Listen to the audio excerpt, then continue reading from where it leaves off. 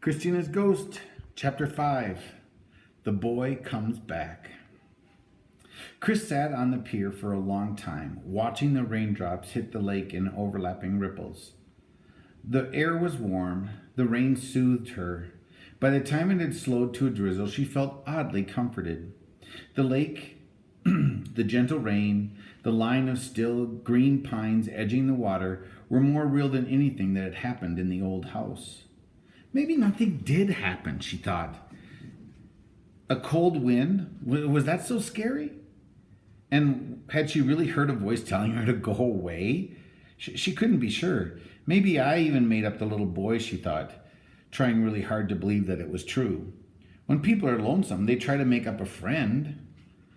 True or not, she didn't want to go back into the house, at least until Uncle Ralph finished work and came out of his study. Even his disapproving company would be better than none. Find something interesting to do. That's the answer. Find a project. Chris sat up straight. That was what her mother had told her on the telephone, and Chris had agreed, planning that to find out more about the little boy. Now, she decided she wanted to forget him. She'd find another project. Don't sit around and mope, was what her mother had always advised. Get going. Chris narrowed her eyes and looked out over the gray water. What could she do? What would keep her busy during the long hours while Uncle Ralph was working? What would keep her out of the house? Suddenly she had the answer. She would teach herself how to swim. Chris had taken lessons at the YWCA at home, and she could paddle around a little, but she had never been able to build up any real distances. Now was the perfect time to learn. If she stayed in the shallow water all the time, Uncle Ralph couldn't object.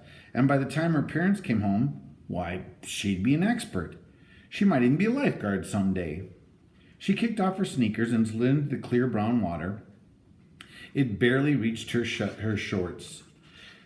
Carefully, she waded across the sandy bottom, heading toward the little point of land that marked the end of the lawn. The water was waist deep. She could see the bottom all the way, and there were no holes or drop-offs to worry about.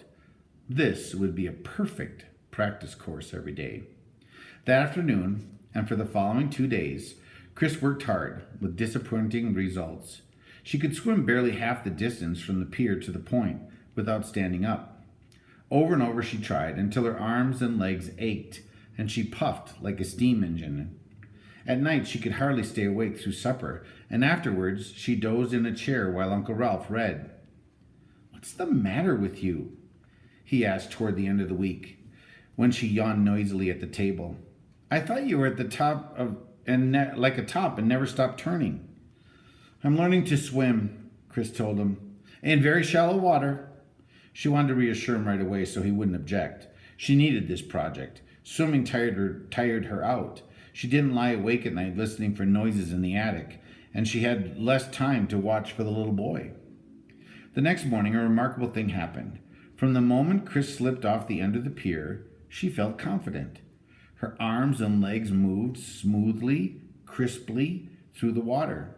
She raised her head to gulp air in an easy rhythm, and almost before she knew it, she was at the point and scrambling to the beach. "I did it!" She rolled over and lay back exultant. I wish Jenny was here. She wanted someone to share this good moment. When she sat up, the little boy was standing at the end of the pier. The pale blue sailor suit was the color of the sky. As she stared, he raised a hand in greeting. He was there. She hadn't made him up after all. He was there, and he'd watched her as she swam. "Hi!" Chris shouted. "Wait there, please. I'm coming back." She jumped up and waded into the water, her eyes on the little figure. "Watch this!" she shouted, and she plunged forward to him to show him how well she could do. When she stood up again, seconds later, the pier was empty. A cloud passed over the sun. Chris's legs buckled, and she sat down on the sandy bottom, shivering. He couldn't have run away that fast. It wasn't possible. The pier's just way too long, and beyond it lay an expanse of lawn with no place to hide. Maybe he'd fallen into the water on the other side. Panicked, she began swimming again, moving faster than she thought possible. On the far side of the pier, she stood up and waded quickly through the shallow water. He wasn't there. When she reached the shore, she looked up and down the beach, one more time, then sat down on the narrow strip of sand. The sun-warmed breeze dried her, and the goosebumps gradually faded from her arms. Still, she couldn't stop shaking. Think good thoughts, she ordered herself. Think about her bedroom at home with its cheerful clutter. Think about her last birthday when her mother invited 3 friends for a surprise sleepover party. Think about... But it was no use. All she could think about was that little boy. I've seen a ghost. The wonder of that was almost too much to bear. She'd seen a ghost.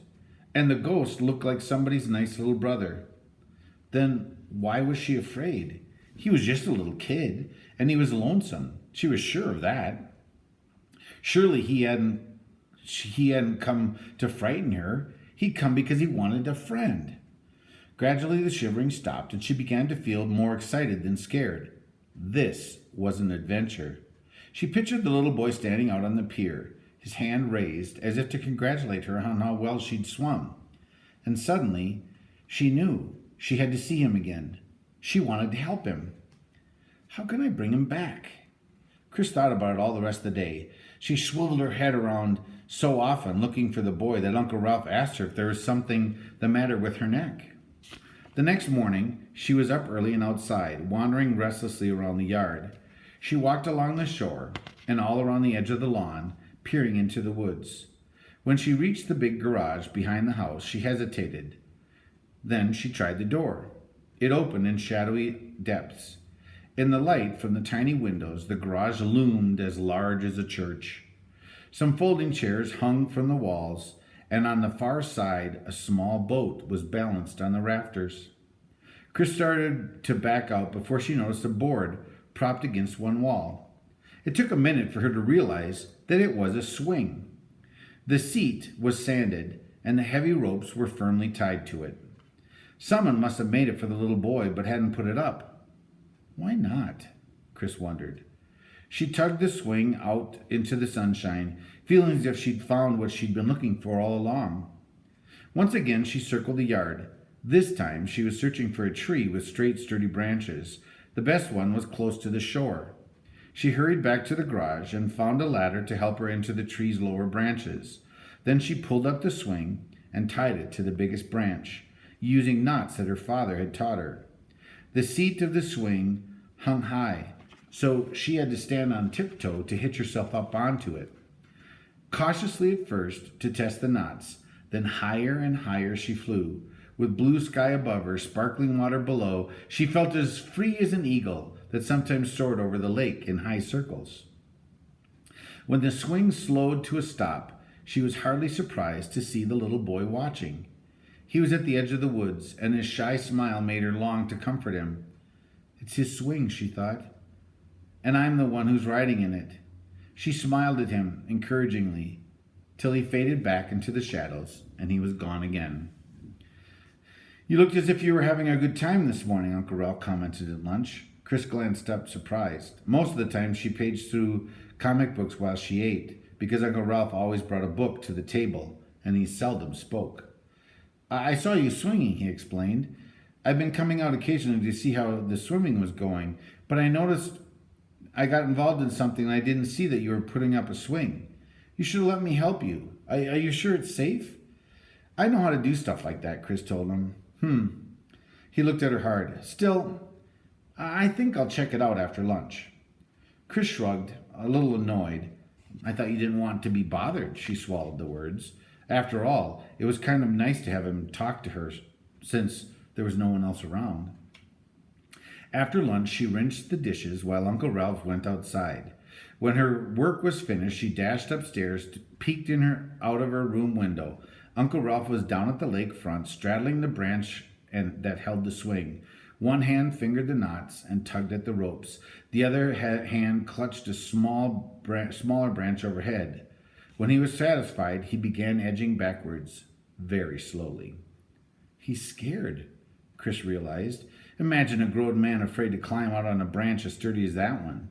She ducked back from the window and waited till she heard her uncle come back in and return to his study. For a few minutes this noon, she thought about telling him some about the exciting discoveries of the last few days. She could have mentioned how well the swimming had gone yesterday morning. She could have told him about the rowboat stored in the garage. Now she was glad she'd kept still. He'd probably get nervous and full of crabby don'ts and warnings. She didn't even consider telling him about the ghost boy or about the dark presence on the other side of the attic door. When it came to ghosts, she knew what he'd say. It would be different if he could see the ghost boy himself, she thought. But he won't. The boy comes when I'm feeling good, when I'm laughing. And Uncle Ralph, he doesn't laugh. The world really is too much for him, especially with Chris Cooper cluttering up his summer.